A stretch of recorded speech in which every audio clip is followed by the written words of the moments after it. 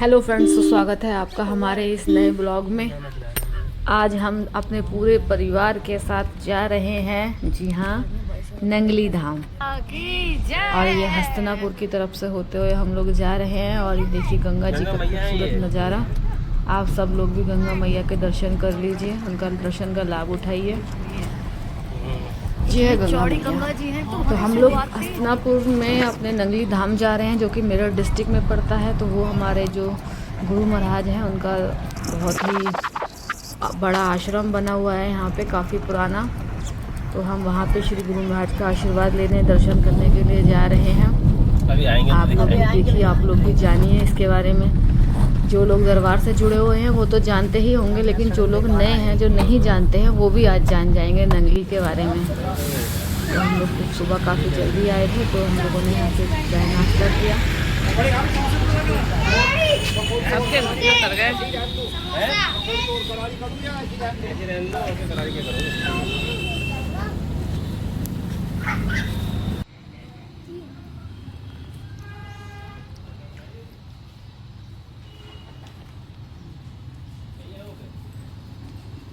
खाओ, पता चलेगा। उठना बेटे, खाओ। आजा मम्मी इधर को। चाय पिएंगे हम तो।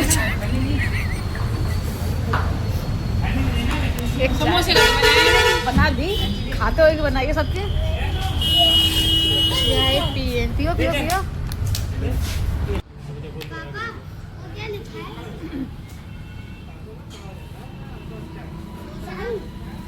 तो अब यहाँ से चाय नाश्ता करके बढ़ते हैं आगे नंगली की तरफ। और अब हम ये पहुँच चुके हैं नंगली गांव में, हमने एंट्री कर ली है।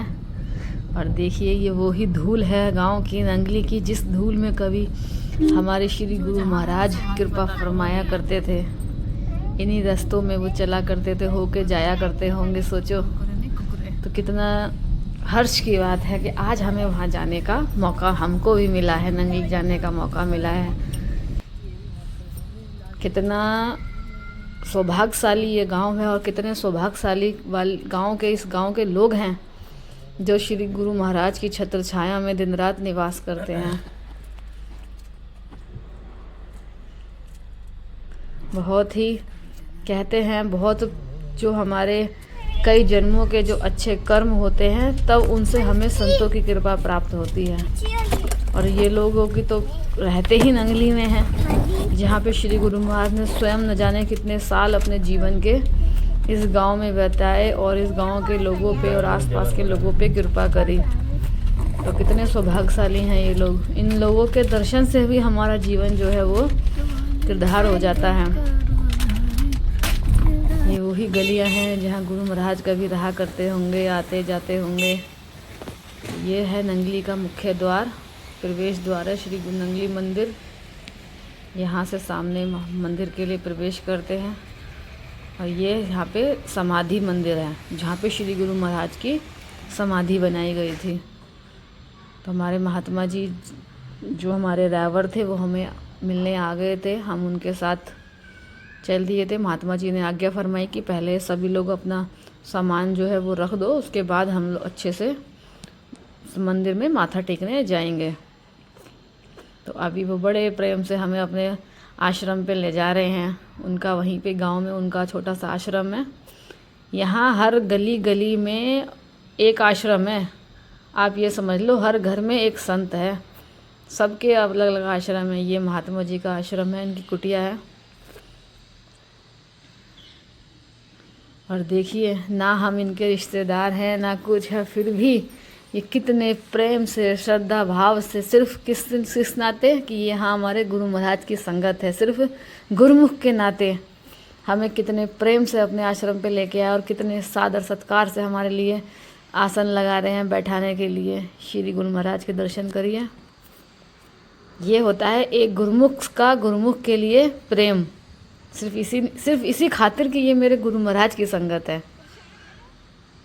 ये जो महात्मा जी हैं, ये बता रहे थे कि ये मात्र 21 साल की उम्र से दरबार में आ गए थे, और आज इनकी जो उम्र है वो 80 साल है।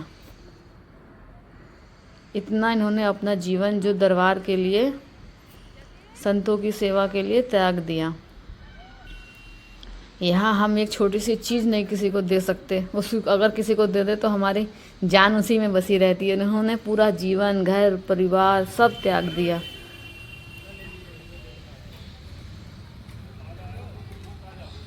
अभी हमें दर्शन करने के लिए महात्मा जी ले जा रहे हैं। अभी हम प्रसाद वगैरह लिए हैं। यहाँ पे हमने ये दुकान बनी हुई है, यहीं पे सारा प्रसाद जो भी हमें लेना होता है मिल जाता है।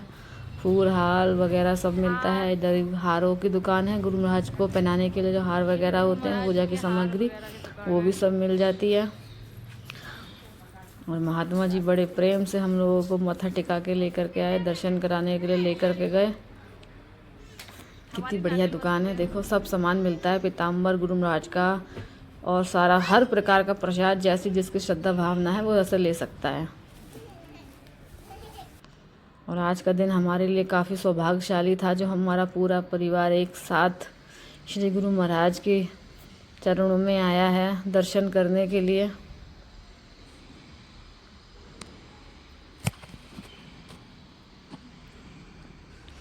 ये महात्मा जी के साथ जो बात कर रहे हैं ये मेरे ससुर हैं।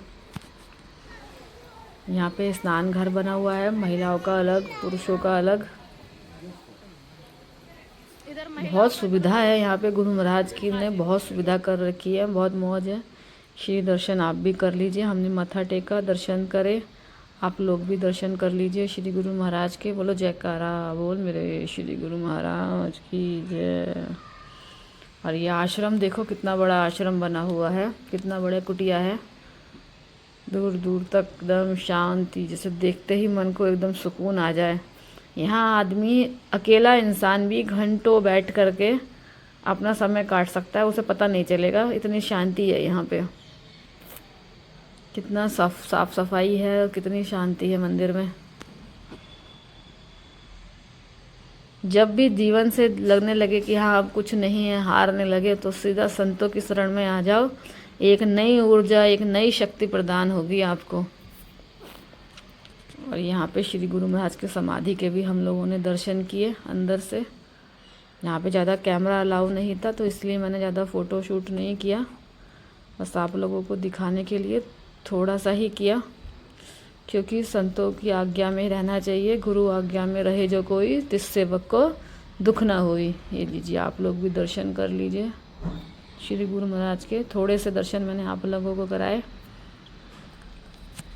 कहते हैं ना, जो संतों की आज्ञा में रहता है उसे कभी भी कोई दुख नहीं होता है, जो गुरु की आज्ञा में रहता है। तो यहाँ की एक और नंगली धाम की एक और जो प्रचलित मान्यता है वो है ये जल।